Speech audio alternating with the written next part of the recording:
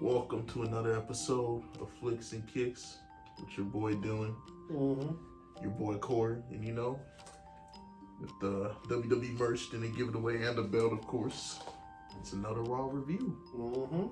One step closer to Elimination Chamber. We're officially in the road to WrestleMania. We finally figured out, predictably, what Jey Uso's WrestleMania choice was. Snooze. You know what? That actually started out the show, so let's just dive in. Jey Uso, before he could even announce his pick, Gunther jumped him. Let's be real, that's really how it played out. Gunther jumped him from behind, hit him with 2 power bombs, and then Jey grabs the mic and says, I pick you. You know, And that was it. Jey picked Gunther. the only time the WWE has not been predictable is when Jey won the Royal Rumble. Facts. No one saw that Everything else coming. is like, you kind of know what's happening. Yeah. Especially with Charlotte winning the Women's Royal Rumble. Can that be any more predictable? Everyone knew Charlotte was Like, I'll give him half credit because I ain't gonna lie, even though I had my gripes with Jey winning, no one saw Jey winning. But if they were gonna stay on the unpredictable wave, in my opinion, it would have been cool if Jey picked Cody. That would have been different. But no, we're going to see the same match we saw 5 or 6 Literally, times. they've wrestled 3 different times. My thing is, if that was going to be the match, why have the Saturday main event match? What's the point of that match? That's my thing.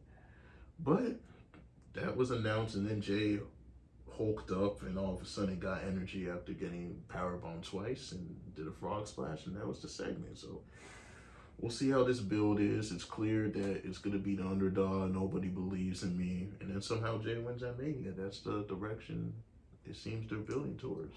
For him to have his crowning moment. So we'll see if Triple H can cook with this storyline heading into Mania. Hopefully it's something different than what we've seen in the builds between their previous matches. Because if you're going to run back the same thing, you got to change it up. I don't blame him for picking Jey because he's super over. So you gotta ride with the hot hand. Match right? picking. That's the thing. Like, if you're gonna go with an unpredictable winner, have him make an unpredictable pick, in my opinion.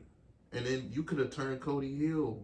People been wanting Cody to turn heel. He could have went down his Homelander arc.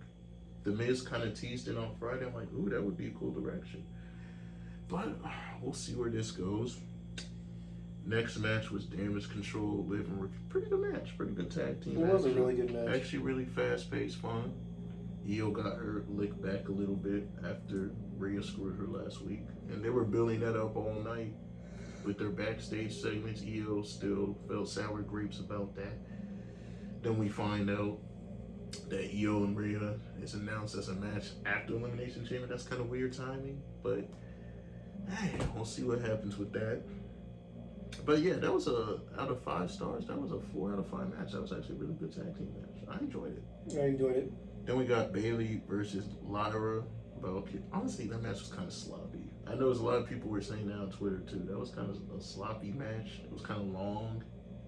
Way too long. Way too overdrawn. We knew Bayley was winning. This was another, what Dylan said, predictable. We knew Bayley wasn't losing. They weren't going to keep one of the 4 horsewomen out of the Elimination Chamber. Understood. But yeah, this match could have been about 5-6 minutes. It's a piss break match. Piss break match, yeah. 2 out of 5, to be honest. Then my boy, AJ Styles. the phenomenal one, AJ Styles, comes out, all aura up, gave his promo, talked about basically how he's back, how he still has the juice. I was rocking with it. I was throwing this up. AJ Styles is my boy. I had to show him some love while he cut his promo. Every time I think of AJ Styles now, I think of the "you just made the list" Chris Jericho. and that stupid ass soccer mom haircut. You just made the list.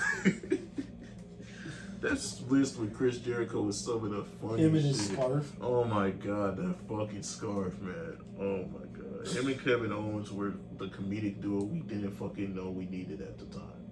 So underappreciated.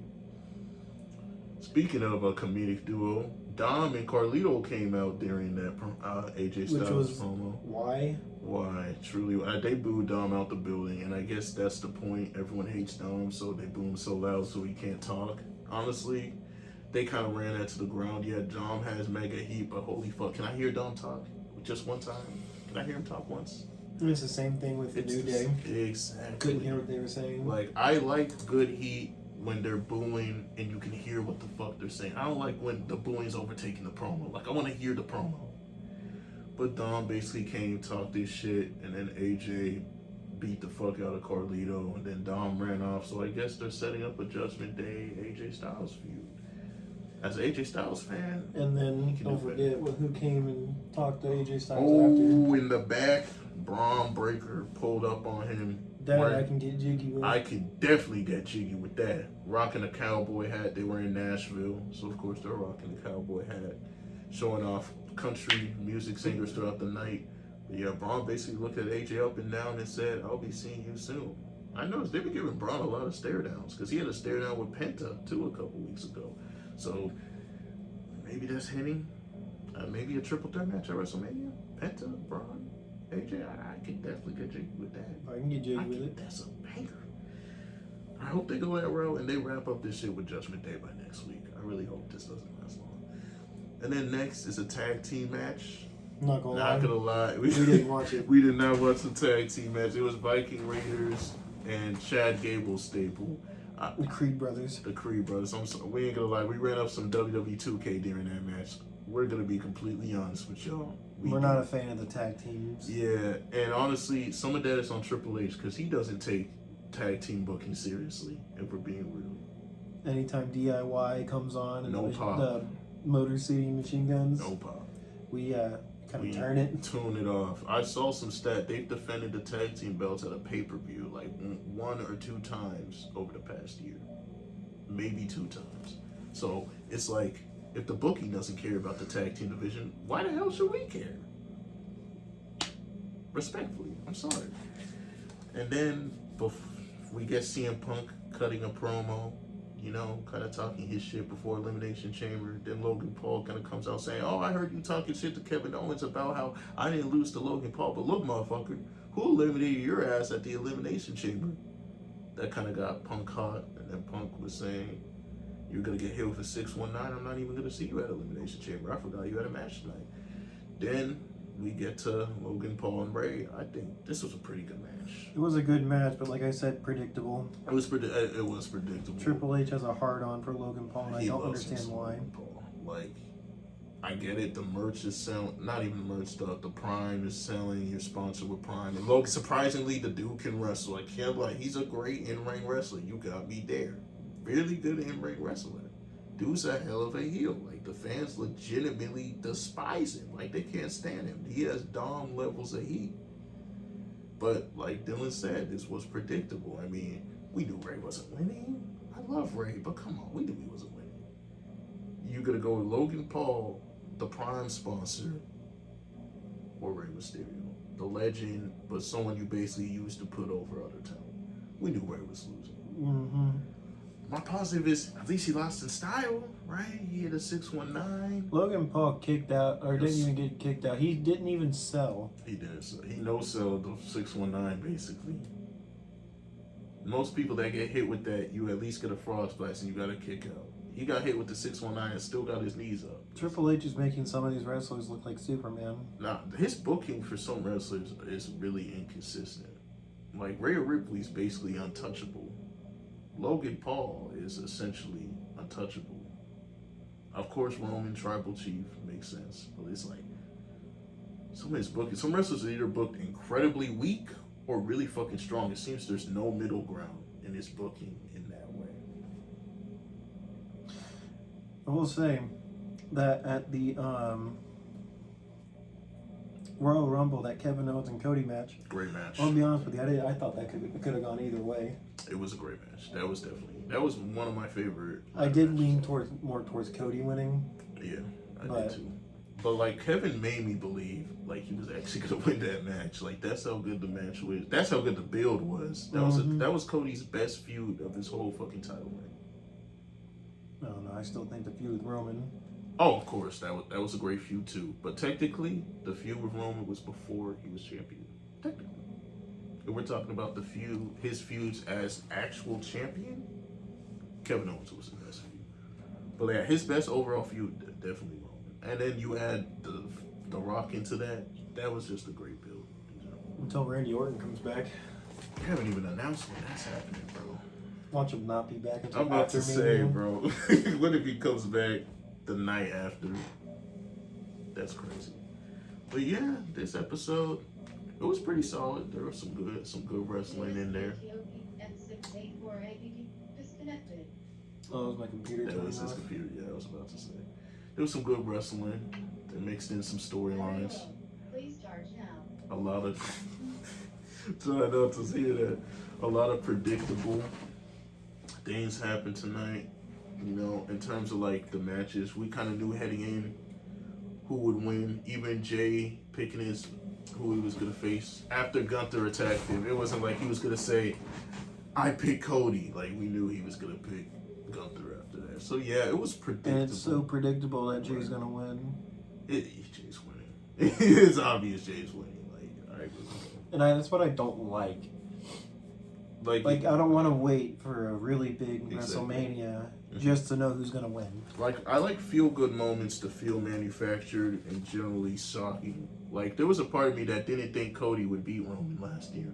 So when that actually happened, it felt good. That felt good, exactly. Like they're building this into a feel good moment as Jay's crowning moment. He finally beats Gunther and wins the big one to the point where I'm not gonna react super happy if he beats Gunther because it's predictable. He's lost to Gunther 3 times already. He's not gonna lose to him again at Mania without their building him. No way. Yeah, they're not. Exactly. And even Rhea Ripley versus Io after eliminating Rhea's not dropping the title before WrestleMania. Like, come on, man. It's gonna be a great match, but we know she's gonna win. Like, that's my one gripe with Triple H. Some of his stuff's predictable. I remember after Royal Rumble, he tried to defend that. He was like, sometimes it's good to be predictable with booking. Fair enough. Sometimes going with the predictable, boring right result is okay. I agree with that. But at the same time, if it's too much predictability and not enough unpredictability, then it's like, surprise me, you know? Mm-hmm. But I think we've taken enough of these people's time. Yeah, for sure. I would rate this Raw and Jump. This was a solid BB plus. It was a solid. I'd give it a C. Yeah, it was just nothing groundbreaking. Penta didn't even wrestle tonight. No, he didn't. That was disappointing. I wanted to see Penta whoop someone's ass again. Mm-hmm. That would have been cool. Not even. When was the last time Braun wrestled? Royal Rumble. That's crazy, bro. Like he hasn't had a where match. He laid out Speed. That was funny. That was funny as shit. And he hit that nasty spear on Roman. Mm-hmm. Oh my god, that spear was wild. But yeah, that, you know, I know. So apologize for y'all. We're not giving you the most enthusiastic take, but it was an okay Raw, you know, nothing groundbreaking. They continued with the qualifying matches, but I mean, it was pretty bad. Yeah. I mean, the Bailey match was mid. Logan Paul was good but predictable. Yeah, of course, the biggest thing was Jay picking his opponent, but again, predictable. So yeah, that was the theme of tonight, just predictable. But yeah, we're gonna hit y'all with that starting 5 and get y'all out of here. I'll keep it simple today. I won't be extra, you know. Just subscribe for sure. Click of a button. You said you weren't gonna be I was extra. saying, you're right. Just hit that thumb. I'm not gonna hit you with that Samoa spike today. Just hit the thumb. Yeah, show some love. Like, you know, just hit that like. And then of course comment. We want y'all to comment down below. Let us know your favorite match or your favorite storyline tonight. Because remember, storylines and matches go hand in hand. And then ding, ding, ding.